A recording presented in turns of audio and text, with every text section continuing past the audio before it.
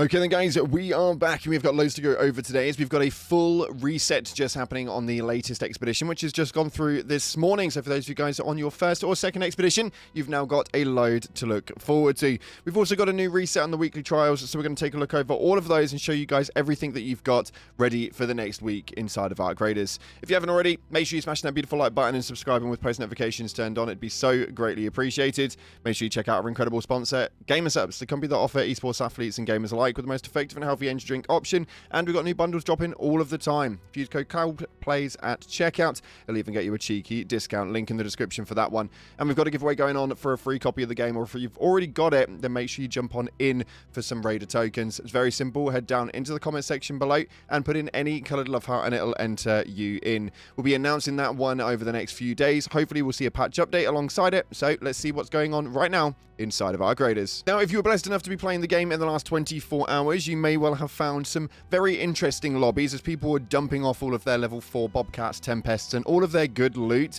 for those people who weren't doing the expedition, just so they can just go and use the loot and it doesn't seem to get wasted. People like this have been just dropping things off consistently. So if you were playing in the last 24 hours and managed to find any of these lobbies, massive shout out to all of you guys. There are some really good players inside of this game, especially those that are doing this for the rest of the community.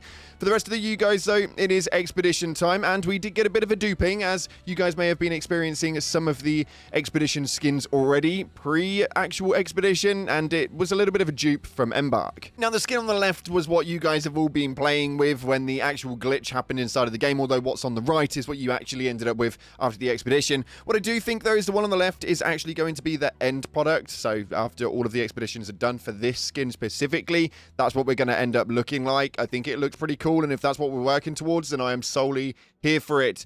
Now, unfortunately, I did not run the first expedition, so I've just gone through my first expedition, which was obviously great fun, but irrelevant to it. For those of you guys who were on your second one, this is the skin that you guys have got available. We've got 3 color variations with new armor plating and a gas mask on the front. Looks absolutely incredible, and for me personally, a great addition to the skin.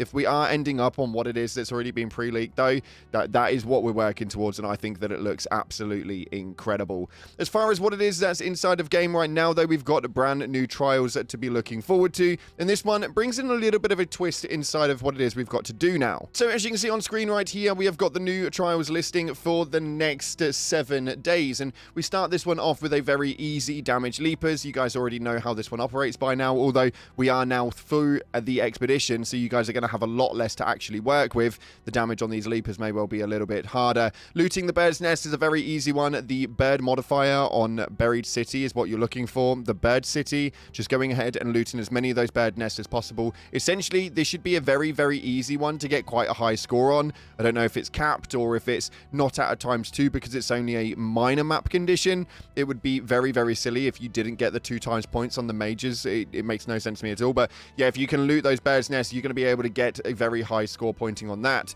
Damaging spotters, though, essentially just wanted to keep an eye out for those bombardiers so that you guys can obviously take the spotters out from above it, leave the bombardier there, and they will just respawn. Some of the best places for this is things like Blue Gate. You'll find quite a few of them knocking around, but make sure that you are heading over to the Metaforge website to find out exactly where you guys can find these spotters. It's a very easy one, but it is going to be one that is very rarely capped because of the amount of spotters there actually are knocking around one map. Opening the Arc probes, as per usual, electromagnetic storm is your greatest option for that one. Any of those electromagnetic storms are going to have the Arc probes in there by the troves, and you can get tens of thousands in terms of points. It's a very easy score collective, so you guys can just jump on in the electromagnetic storm and bring in a very, very high score. Alongside the loot bird nests, I'm going to imagine that the leaderboards are going to be at a very high rendition this week round. I'm not looking forward to seeing some of these high scores and where they're actually going to lead to, but we'll have to wait and see how that one plays out. And finally, we've got a new one. This is a map specific to Stella Montis, which is to search the containers in the medical research wing. A very, very simple one, but with it being on Stella Montis, it's going to cause for a little bit of a challenge with it being the top-end PvP areas. If you've got those PvE lobbies, though, it is going to be relatively easy. The medical wing research is obviously going to be capped at a certain pointage that you can get. That's on a basis that nobody else is going to be looting it. What I would suggest is that early in this game period, throughout this set of trials, we are going to have a lot of people in the medical research wing. I can imagine it's going to be absolute carnage and chaos over there. I would probably leave this one towards the later end of the week, when it calms down a little bit and all of the sweats have gone in, done all their PvP work, and got the medical research wing completely rinsed. Remember, if you do jump into it and they empty that container, you can no longer go and search it. So it's going to lead to a very interesting one, that is for sure. But this week's trials is actually very, very easy, and this is one of the better ones to get for the first of the season. Overall, though, what is it you guys are going to be working towards? Actually, a very, very interesting one, because you guys are going to be able to get the Torque outfit from Rookie 2. So you guys are going to be able to obtain some really cool skins from this just by entering in. The variations and the renditions of it look absolutely incredible, including helmets and stuff like that. But this is essentially the skin you're going to be working towards. This did leak out around a few days ago, and we showcased it a little bit over previous videos. But for me, this is anything that I want to work to. The trials this season is going to be one of my top picks for something that I really want to get done every single week to get as high as I possibly can, just to make sure that we are in there for the running on this beautiful, beautiful skin with all of the variations that it has to offer. And not only that, we're now in March, and we obviously now know how it is that their cadence works in terms of this escalation roadmap and how it is that they're actually going to play this one out. In March, we've got a new map condition, a new arc threat, a new player project, and a scrappy update. As to what it is that the scrappy update is going to be, we'll have to wait and see. The player projects are all pretty standard as they normally are, and then the new arc threat, I'm also really intrigued to see how that one will play out. New map condition, though, is not a minor map condition. This is a full map condition, so it's a little bit like the Hurricane, meaning that there is going to be some changes to the game as we go through these next few weeks. Now, they obviously run these up at the end of the month. We've seen for the last 2 months, whether it was Headwinds in January, Shrouded Sky in February. We've now got Flashpoint in March. We're likely to see that in the final week of March. So make sure that you're getting yourself in there, get yourself ready, and get everything prepped up. As you've now gone through the expedition, you're going to want that content come the end of March, ready for Flashpoint DLC.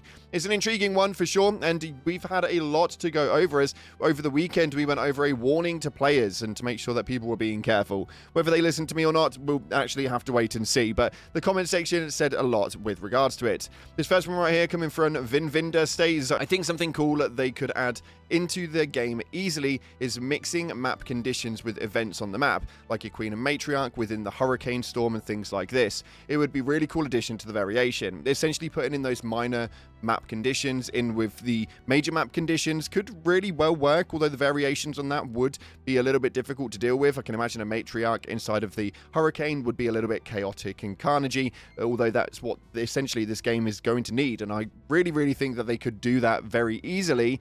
As to what it means in terms of code and how it would play out, we'll have to wait and see. That might be something they do in the future, but if you'd want to see that, let me know via the comment section below.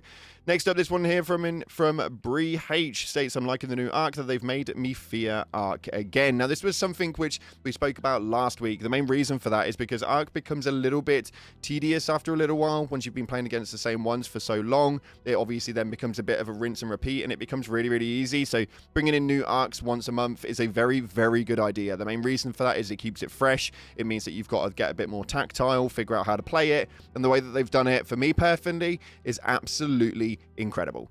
This next one right here coming from Denzan states, hi, I did lose all my gear when I returned safely to Speranza, but Embark did send me an email and I did get everything back, but a couple of days later, cheers from Slovenia. Now, first of all, not only is that absolutely incredible, thank you so much for watching from Slovenia, the difference in the way that Embark does things to a lot of other companies is baffling, although I'm really glad that they have been giving people their loot back, because the issues with the loot being lost from the loadouts at the end of expeditions was not exactly something which was other people's fault. This is an in-game coding problem, so I'm glad that they've actually been handing some of those back. I myself never actually experienced it, thank the Lord, but unfortunately a lot of people have. Hopefully they've got that thing fixed and you guys can now dive on in without worrying about risking your loot at all.